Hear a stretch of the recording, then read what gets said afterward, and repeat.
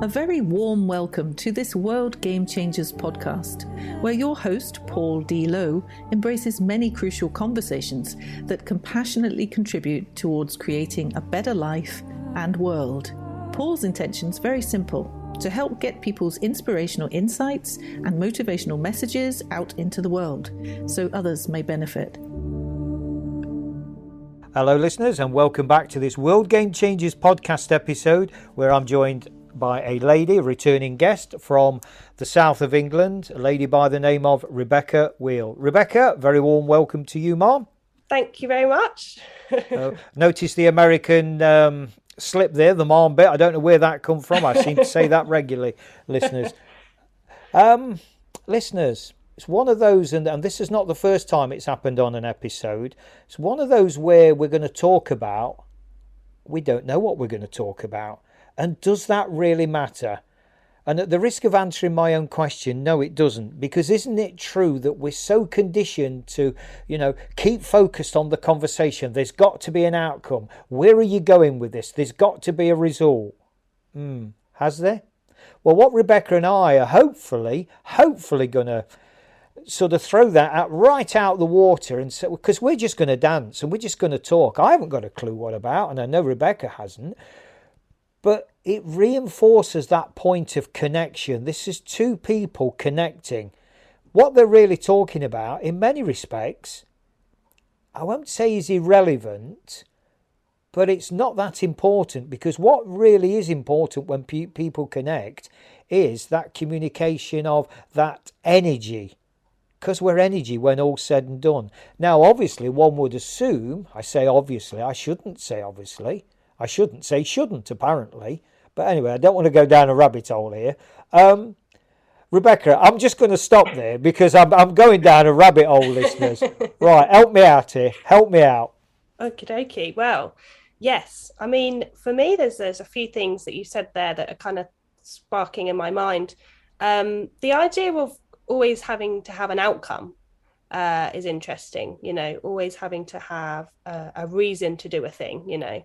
But actually maybe the beauty is in just the moment, and as you say, we don't know, we haven't really decided a topic or an outcome or a title, or but that's actually quite a good metaphor for life. Maybe the beauty of it all is just seeing what emerges in the moment, and that connection. You mentioned that connection of two people dancing and conversing and seeing where it goes. It brings in that the element of mystery, and often we are wanting to know. We're wanting to know, where's this going to go? What's going to happen? But actually, maybe there's treasure, there's gold to be found in leaning in a bit more to that mystery of not knowing. Yeah, there is. It's kind of, I've used this example, listeners, many times before, where actually as humans, and surprise, surprise, I class myself as one of those, or there might be a few people that disagree with that. But anyway, that's another podcast episode completely. Yeah. That's another one completely. Of this whole kind of, we want our cake and eat it, because we want the certainty and control of, I've got this, I'll sort this out. But then conversely, we want that magic and mystery and that excitement, and that in the moment, what's going to happen next. And it's that balance. I mean, we're into Robin's territory here of the first two of the 6 human needs, of certainty and uncertainty, or variety in the case of the latter. But that's a dance in itself, Rebecca, isn't it? And I know you and I have spent many an hour talking about the 6 human needs generally and working through those. But this whole kind of thing that, I want to control, which is usually from a place of fear. Any thoughts around this? I want my cake and eat it. Yeah, I mean, it makes sense in a lot of ways. This feeling of needing to be in control, because in a in many ways, and perhaps fully, we are actually completely out of control. We're so out of control. We get born into this world where we don't know what's going on. We kind of grow up and we're kind of just kind of landed here, and we don't know. There's so many things that we don't know. So it makes sense that we would, you know, it would give us some comfort to have control. But as you say, that word balance is so important because it can get tipped. You know, we can try and control everything we do because we're so fearful of you know, being out of control, and embracing that that space, that kind of infinite space, and just kind of, instead of being overwhelmed by it, you know, just that shift in embracing it can make all the difference. Yeah. And so, you know, in a conversation that's got no point to it, allegedly, seemingly, well, you know, what's the point of, you know, why should listeners listen to this? It's like, what are these two on? What are they waffling on about? But, and that might be a fair point. That might be a very valid point. And actually, listeners, it's just me and Rebecca that's enjoying this dance. But isn't that a true reflection of society, of humanity, that does it really matter? And I mean this most lovingly and respectfully to you, the listeners, but kind of paradoxically, does it really matter what anyone else thinks? Because we're conditioned to be, oh, you know, don't upset him or her. You know, in a former episode, I did a podcast with Sally Hooper from America. Silence is golden. Now, I think it was something like 12 minutes, and the biggest part of that was just Sally and I being silent, being present with each other, being silent. Now, some would say that is ridiculous, because the whole point of having a podcast is to be heard, to change ideas, to share information, etc. Yeah, okay. But also, listeners, and I plant this as a seed, as a big question, you know, on that theme of silence is golden, because we ain't, as humans, we're not comfortable with silence. And I would venture we're not comfortable with compliments either. You know, we've got to deflect all the time. We've got to nervously speak around, oh, you know, I've got to say something because otherwise I'll be deemed, if I don't, stupid, because I've got nothing to say. You know, and all these pre-framed judgments that fly around.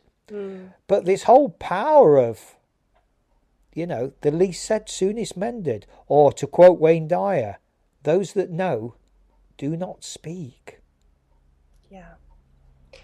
Yeah. And we get so caught in the busyness of it all, the busyness of achieving and doing, and, you know, we must, you know, have the, you know, reasons for everything that we're doing. And you know, it's interesting, isn't it? Because things like the creative things like art and music, they are just an expression, really. They're an expression. And it's within that expression, music isn't trying to really do anything per se, or maybe it is. I don't know. We could maybe talk about that. But I feel like the expression of it, of what it is, for no particular reason. It's not trying to achieve a particular goal or something, and it's but there's something so beautiful about that. Yeah. And no pun intended here, listeners, but Rebecca struck a real chord with me when she just said that, because as I've flagged up on more than one occasion on previous episodes, music is a really massive part of my world, my life, particularly ballad music, soulful music that really gets inside you and touches parts that, for whatever reason, you know, I spent many years listening to sad songs because that was a reflection of my upbringing and, you know, my existence for many years. You know, and even now I still err towards the kind of, you know, the deep, soulful ballad type music, that real deep meaning of words and tunes and that expression of, you know, an artist's world, whatever that may be. Yeah, that emotion. And isn't it interesting, because, you know, if I was to set out to say, you know, I'm going to produce some music and I'm going to do it because I want it to be the number one, there would be such a different, what I would actually create would be so different to if I was to say, I'm going to produce some music because I'm hurting and I'm in pain and I don't know what to do with that, but I'm just going to express, I'm going to put that into something. I'm going to transcend that feeling of whatever it is I'm feeling. Maybe it's embarrassment, maybe it's jealousy, maybe it's joy, maybe it's love, but just infusing that feeling into something just because, just because that's a healing for me and that's an expression for me to share that with the world. I feel like there's going to be such a different outcome to how that music sounds than it would be if it was I want to do this because I want to make a number one track. Yeah. So here's a question then, listeners, for Rebecca as the guest. Talk about put somebody on the spot. I'm going to put her on the spot now. I'm going to put her on the spot. And I love it when she says, uh-oh. Yeah. Right. So in the accountability, Rebecca, of this art, this creativity, this self-expression, and it's a simple, talk about masculine energy closing down my options. It's a simple closed answer. Who am I to impose that on anybody to say you can only answer yes or no? But I'm going to try because I know the answer I'll get. Rebecca is a beautiful, divine, feminine energy that, Well, I'm not going to pre-frame this anymore. She will give her answer that she deems appropriate. And the question is this. The plea is this, not the question. How about you and I co-create in the line of music and sing a duet together? I mean, yeah, I'd be up for that, but I don't know whether you mean now or and if it's now, it's probably not. Well, listeners, I've got to share with you, without speaking out of school, this is progress. This is progress. Because if I'd have asked that question even probably 4 months ago, it would have been a categoric no. So I'll take that. All right, listeners, good. You are our record keepers. No pun intended. I'll move on while I'm still winning. So long as Rebecca doesn't ask me to start painting, playing the piano, which is her forte. Okay. So this whole thing, Rebecca, bring it back on, about this dance that people have. They can talk about whatever. They can talk about the interest factor of two flies racing up a wall. It doesn't matter, does it?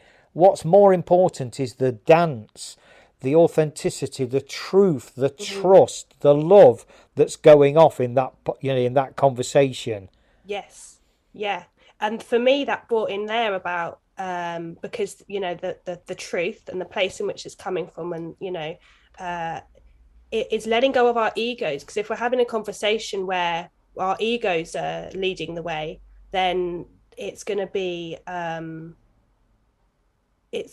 we're not going to kind of go anywhere with that, because so what do you think about that kind of letting go of that ego and speaking from the heart, because the ego, we can't kind of, there's this idea of completely just we've got to ego death and get rid of the ego, when actually the ego's around all the time. The ego may have cropped up in this conversation, it can crop up at any point. So yeah, I guess it's the awareness around that, isn't it? The awareness to... Absolutely. And the ego has cropped up in this conversation because it's a part of us, as you allude to, Rebecca. In my humble opinion, it's an absolutely vital part of us. Yeah. But for me, the kind of...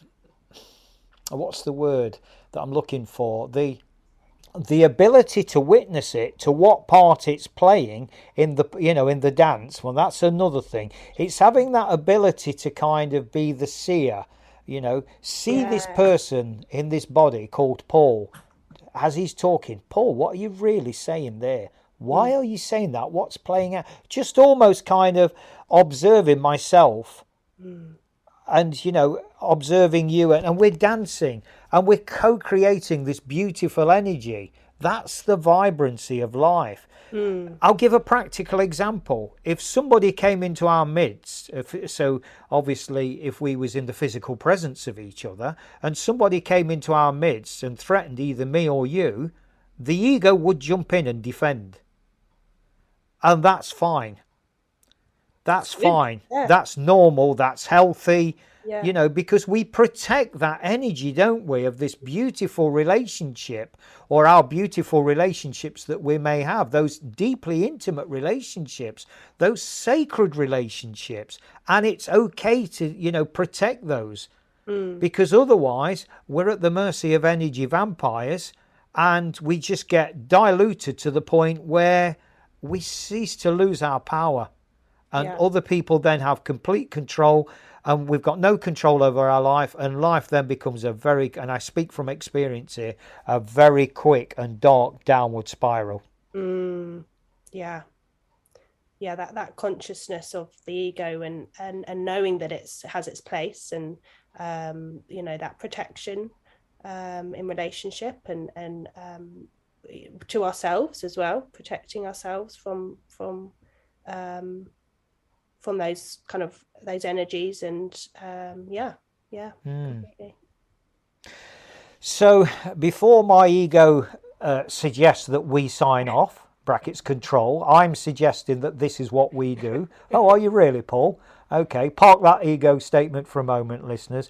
Rebecca, I just want to invite you in and say, how can people reach out to you, find out more about you, connect with you?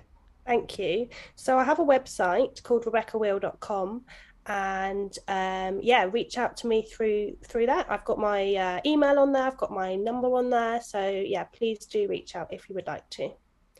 Superb, thank you.